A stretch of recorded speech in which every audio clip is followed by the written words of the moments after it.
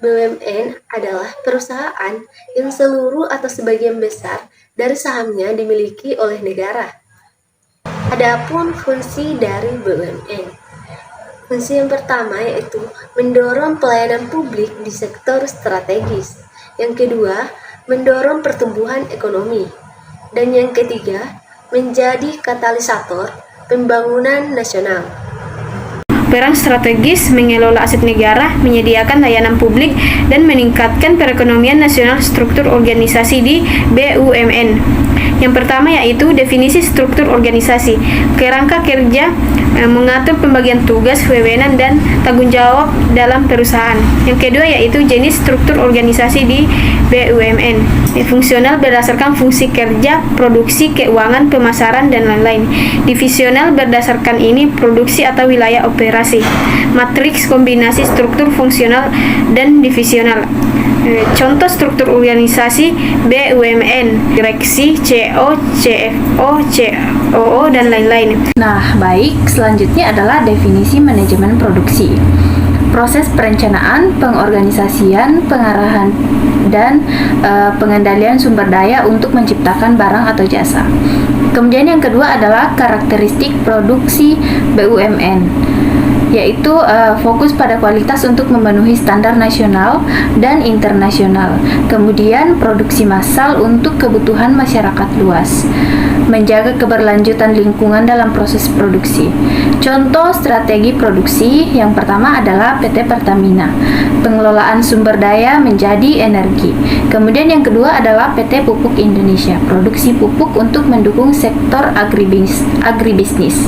Kemudian adapun proses manajemen produksi BUMN yang pertama adalah perencanaan produksi, yaitu analisis kebutuhan pasar, pengaturan kapasitas produksi.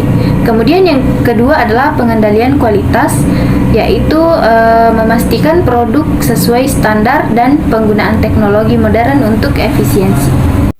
Pentingnya pemasaran. Strategi pemasaran adalah elemen penting untuk mempertahankan keberlanjutan bisnis dan menghadapi persaingan baik domestik maupun global. Tantangan pemasaran BUMN yaitu persaingan global. Pasar terbuka mengharuskan BUMN bersaing dengan perusahaan swasta dan multinasional. Yang kedua yaitu inovasi terbatas. Keterbatasan inovasi dalam produk atau layanan karena regulasi yang ketat. 3. Citra publik. Persepsi masyarakat terhadap kualitas dan efisiensi BUMN. Efisiensi operasional yaitu proses bisnis yang seringkali kurang responsif terhadap dinamika pasar. 1. Segmentasi pasar. Identifikasi pelanggan potensial berdasarkan kebutuhan spesifik. Strategi pemasaran yang efektif. Selanjutnya, digital marketing. Pemanfaatan media sosial untuk promosi. Platform e-commerce untuk memperluas akses pelanggan. Kemitraan strategis, kolaborasi dengan perusahaan swasta atau multinasional. Contohnya, Pertamina bekerja sama dengan perusahaan teknologi energi hijau. Pentingnya sumber daya manusia di BUMN. Sumber daya manusia atau SDM adalah penggerak utama untuk mencapai tujuan bisnis dan sosial BUMN perusahaan secara global. Adapun tentang sumber daya manusia di BUMN. Yang pertama, kompleksitas struktur organisasi atau beragam sektor dan unit bisnis yang dikelola. Dan yang kedua yaitu birokrasi yang masih kuat. Hambatan dalam mengambil keputusan yang cepat.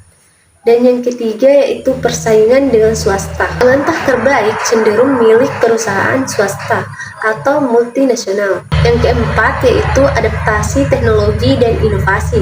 Transformasi digital membutuhkan keterampilan baru yang belum sepenuhnya dimiliki oleh sumber daya manusia. Strategi manajemen sumber daya manusia di BUMN. Yang pertama, rekrutmen dan seleksi yang transparan. Menggunakan sistem yang berbasis meritokrasi. Yang kedua yaitu pengembangan kompetensi karyawan dengan pelatihan teknis dan manajerial melalui program sertifikasi dan pelatihan rutin. Yang ketiga yaitu manajemen kinerja berbasis KPI, penilaian kinerja objektif untuk mendorong produktivitas. Dan yang keempat yaitu peningkatan kesejahteraan karyawan dengan memberikan fasilitas kesehatan, pendidikan, dan keseimbangan kerja hidup. Pentingnya manajemen keuangan di BUMN. Yang pertama, mengoptimalkan kinerja keuangan perusahaan. Yang kedua, menjamin efisiensi pengguna dana publik. Yang ketiga, mendukung program-program pemerintah, misalnya pembangunan infrastruktur dan subsidi. Yang keempat, meningkatkan transparansi dan akuntabilitas. Elemen utama manajemen keuangan di BUMN. Pertama, perencanaan keuangan. Penyusunan anggaran sesuai dengan rencana strategi perusahaan. Pengelolaan aset dari liabilitas, manajemen utang dan investasi. Ketiga, pelaporan keuangan, standar akuntansi yang sesuai dengan peraturan pemerintah. Yang keempat, pengawasan dan audit. Pengawasan oleh Kementerian BUMN dan audit internal eksternal.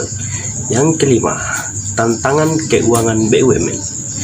Pertama, tumpang tindih regulasi. Kedua, tingginya beban utang. Ketiga, inefisiensi operasional. Keempat, risiko korupsi dan penyalahgunaan dana.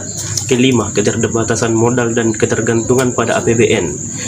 Strategi menghadapi tantangan. Yang pertama, digitalisasi keuangan. Kedua, peningkatan tata kelola. Ketiga, diversifikasi pendapatan.